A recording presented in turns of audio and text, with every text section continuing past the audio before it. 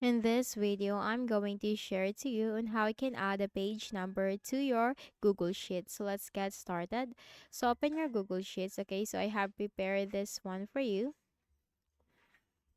Okay, so we have this Google Sheets from here, just an example. So in order to add a page number to the sheets on your or Google Sheets, just simply press Control P on keyboard.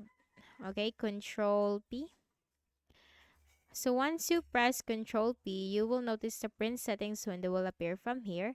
And then simply scroll down and then you have here headers and footers. Click on this drop down.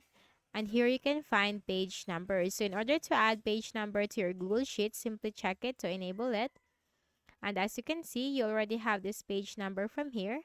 Okay, so if you want to add another blank sheet, then you just need to simply add a sheet and then that will goes up to the second page. Okay, so that's it. That's how you can easily add a page number to your Google Sheets.